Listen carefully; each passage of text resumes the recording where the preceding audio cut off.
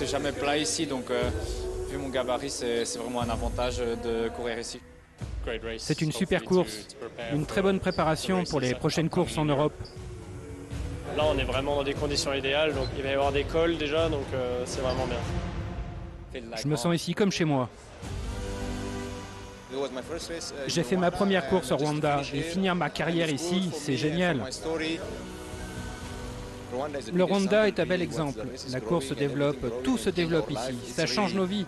J'étais très heureux quand je suis venu la première fois au Rwanda. Mais voir comment tout a évolué, c'est incroyable. C'est bien de finir en Afrique, de revenir là où tout a commencé. Je suis content de prendre ma retraite. L'objectif, bien sûr, l'année dernière, j'ai fait 3e à 1 seconde, donc j'espère faire mieux cette année et essayer de gagner, bien sûr, mais ça va pas être facile. Ça permet de faire de l'altitude, comme on a fait en janvier quand on était au centre à Muzanze, dans des bonnes conditions et sur des belles routes aussi, donc c'est top ici en fait. On vient sortir d'entraînement. On a hâte que la saison commence. On plonge dans l'inconnu, c'est la première course de l'année. Mais je suis content d'être là. Juste pour dire, avoir de bons résultats, mais en fait, prendre soin de moi est le plus important.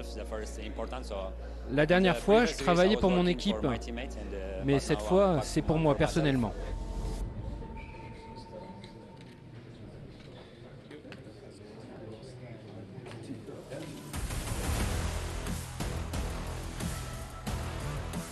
Pour sa 16e édition, le Tour du Rwanda innove avec l'instauration d'une nouvelle discipline, le contre-la-montre par équipe, ce qu'on n'avait jamais vu jusque-là sur les routes rwandaises.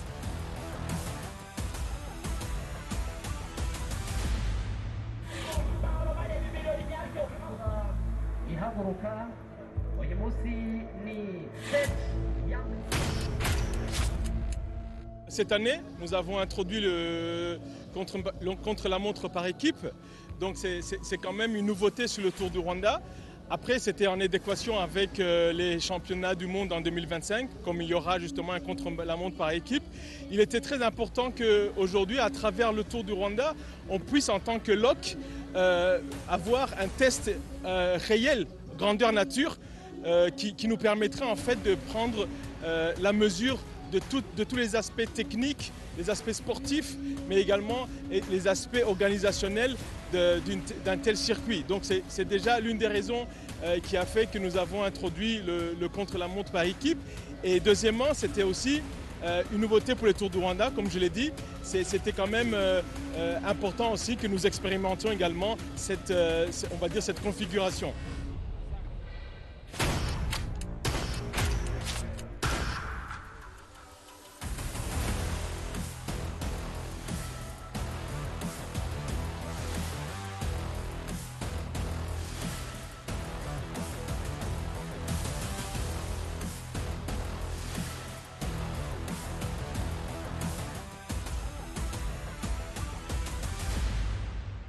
Les coureurs sont attendus entre la BK Arena, magnifique espace sportif, et le Convention Center, lieu mythique de la ville de Kigali, la capitale du Rwanda.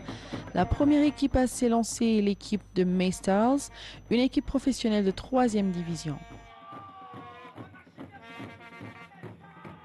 Emmené par des coureurs érythréens, rwandais, le public bien sûr est en l'attente des premiers coups de pédale, des coureurs locaux, comme ceux de Java Innovatech, une 2e équipe continentale professionnelle classée en 3e division, avec des coureurs déjà très à l'aise sur les premières centaines de mètres.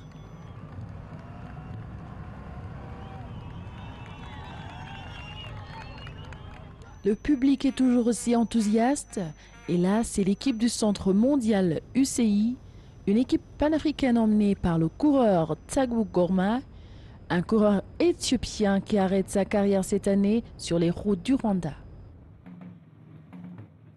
L'équipe allemande de Bike Aid est à son tour sur la rampe de lancement avec Yeman Dawit, un Érythréen également très ambitieux sur les routes rwandaises.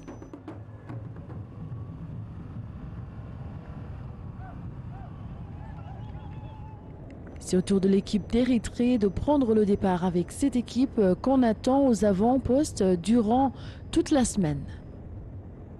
Ils se présentent comme des favoris de la 16e édition du Tour du Rwanda avec notamment Merawi Kudus vainqueur. L'équipe de Maystar est la première équipe à passer la ligne d'arrivée.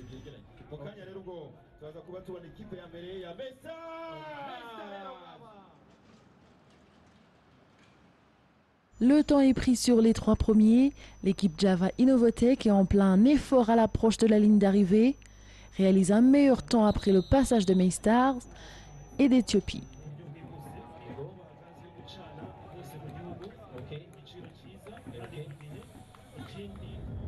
Les Italiens de Polti Cometa sont également sur la route, avec une bonne cohésion entre des coureurs habitués à ce genre d'exercice.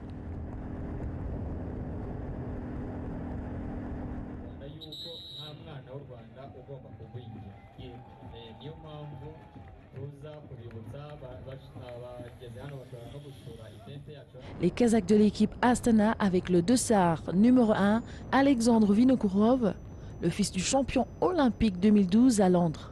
Les coureurs kazakhs sont également très expérimentés. L'équipe Bike Aid malheureusement n'arrive qu'à 2 coureurs. Le temps donc ne sera pas pris sur ces 2 coureurs, mais le 3e qui a été lâché avant l'arrivée. C'est au tour de l'équipe Israël de Chris Froome de prendre le départ. Le quadruple vainqueur du Tour de France revient pour la 2e année consécutive sur les routes du Tour du Rwanda. Les 2 derniers coureurs de l'équipe Bike Aid complètent donc le classement. Mais ça n'empêche pas l'équipe Bike Aid de monter sur la 2e marche du podium provisoire. L'équipe Astana est toujours au grand complet avec 5 coureurs, ce qui prouve la force collective de cette équipe emmenée par Alexandre Vinokourov Junior.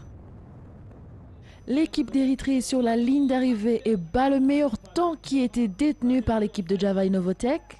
L'équipe d'Érythrée se présente comme une des grandes favorites de cette étape, mais aussi du classement général dimanche prochain. C'est au tour de l'équipe UAE Team Emirates Generation Z. Au moment juste où Chris Froome fait signe à ses coéquipiers de continuer sur lui, il préfère se préserver pour la suite des événements et surtout cette semaine qui s'annonce très ardue sur les routes du Tour du Rwanda.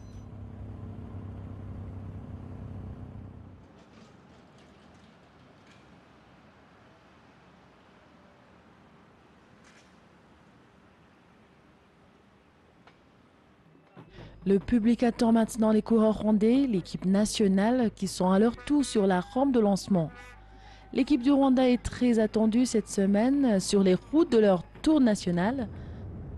Devant l'équipe UAE Emirates Generations, elle perd un de ses coureurs. Ils continueront donc l'étape à 4. Ils n'ont plus droit à l'erreur jusqu'à l'arrivée.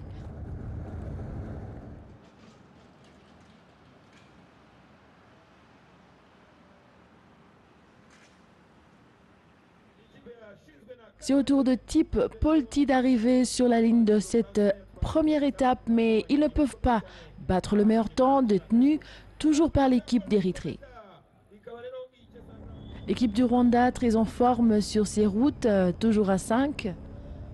Preuve d'une énorme force collective avec de bons repères, de bons relais qui prouvent qu'on peut compter sur eux.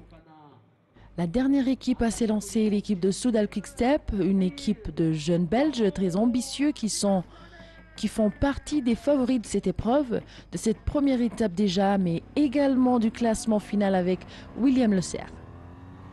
Les compatriotes belges de l'auto sont également en piste, prêts à en découdre.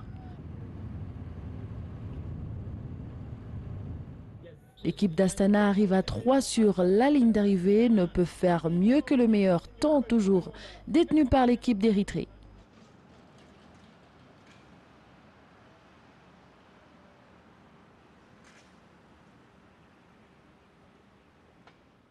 L'équipe d'Israël arrive à son tour privé de Chris Froome qui a donc lâché prise bien avant.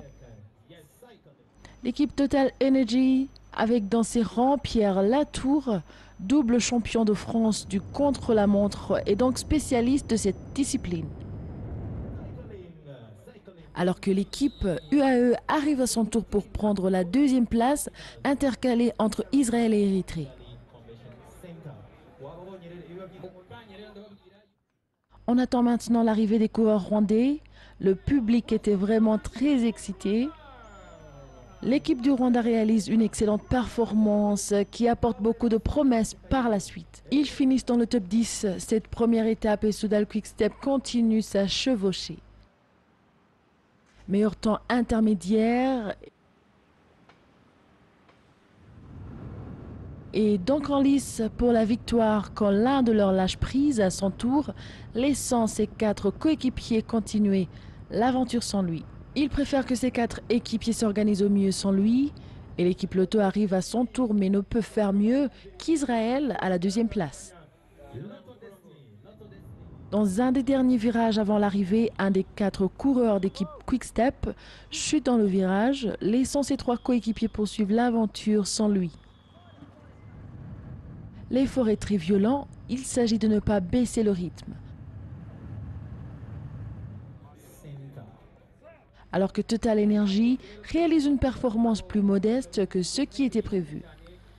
L'équipe Soudal Quick-Step, dans les derniers mètres avant l'arrivée, ils confirment leurs ambitions en terminant à la première place avec 36 secondes d'avance sur l'équipe d'Israël.